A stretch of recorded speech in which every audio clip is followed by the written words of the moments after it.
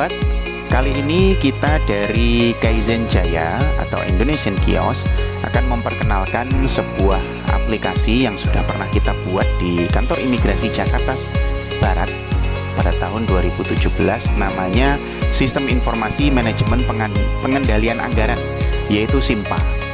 Maksudnya pengendalian itu ya semacam kayak monitoring ya, bukan pengendali seperti avatar.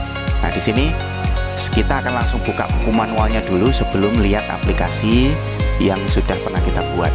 Yang pertama di situ ada daftar isi, itu semua alur juga ada. Kemudian di sini ada kamus katanya, DIPA itu apa, gitu ya, UM itu apa, KK itu apa, KPA itu siapa, PPK itu siapa, ada semua di sini.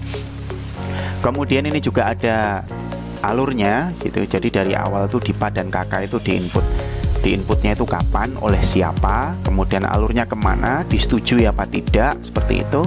Kemudian juga ini sudah ada praktek-prakteknya, sehingga nanti outputnya sudah berupa statistik seperti ini ya, kayak menu toko lah. Jadi keluar berapa, masuk berapa, saldo berapa gitu ya. Oke, itu masih banyak nih, ke bawah ada berapa, ini sudah dibuat oleh teman-teman bagian grafis. Nah, kemudian kita langsung saja ke aplikasinya. Nah, ini jadi di beranda itu tampilannya seperti ini. Jadi misalkan anggarannya itu tahun ini 17 miliar sekian gitu ya. Jadi baru terserap 350 juta ya. Sehingga untuk persentasenya 1,04%. Saldonya masih 16 miliar.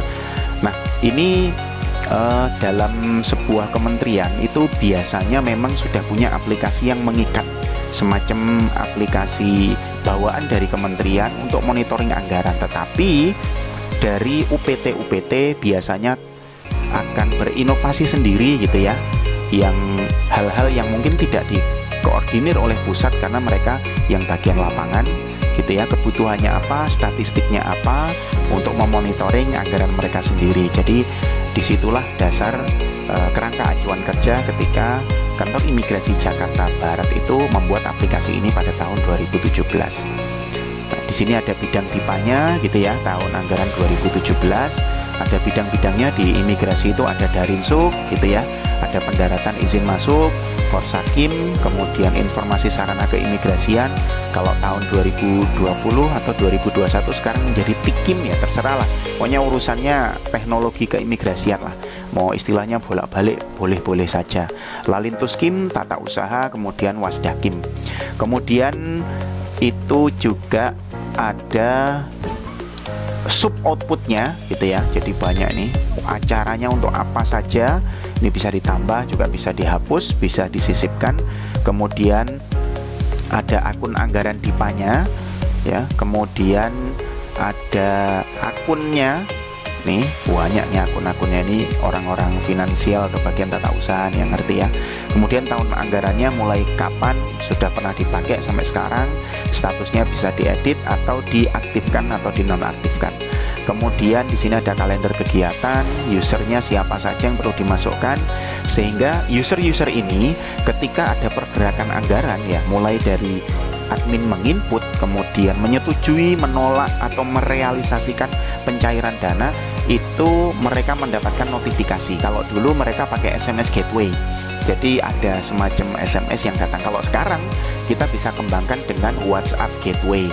Jadi otomatis di WhatsApp akan ada peringatan bahwa itu ada anggaran yang keluar, ada anggaran yang masuk. Nah, seperti itu. Kemudian bisa dikembangkan juga menjadi tanda tangan elektronik. Jadi disposisi surat itu tidak harus diteken secara manual atau hard copy, nggak harus tanda tangan, tapi kita bisa tanda tangani dari luar. Itu pun bisa kita koneksikan secara resmi. Verifikasinya tidak menggunakan verifikasi user, tetapi verifikasi sistem. Jadi kita bekerja sama atau MOU dengan lembaga sandi negara gitu ya. Kemudian mereka menerbitkan sertifikat digital identity. Nah, seperti itu, identitas digital untuk tanda tangan. Kemudian juga ada laporan seperti ini ya. Jadi bentuknya seperti ini.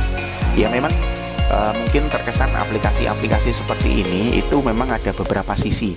Yang pertama, aplikasi-aplikasi seperti ini kadang-kadang adalah pergantian kepemimpinan karena mereka pengen sesuatu yang baru gitu ya. Tapi ketika ganti kepemimpinan sudah nggak dipakai lagi karena aplikasi ini kan tidak membuat sah atau tidaknya anggaran. Karena mereka sudah punya aplikasi yang dari pusat ya, tentu itu yang harus dipakai. Cuman aplikasi yang dari pusat mungkin tidak sedetail ini. Nah, fungsinya mungkin tidak ada notifikasi. Nah, seperti itu. Maka mereka pengen membuat aplikasi baru. Sedangkan aplikasi baru seperti ini kalau kita minta kepada kementerian untuk mengupdate seperti ini ya nggak bisa. UPT itu siapa? Posisinya kan di bawah. Untuk menuju ke atas memberikan usul saran tentu ya butuh keseriusan dari bagian atas untuk menerima usul-usul dari bawah atau sinergi seperti itu. Nah, bisa juga aplikasi seperti ini dianggap juga mendobeli anggaran gitu, sudah punya aplikasi kok bikin lagi gitu, padahal aplikasi yang bawaan dari pusat ya memang belum lengkap gitu. Itu suatu dilema tersendiri ya.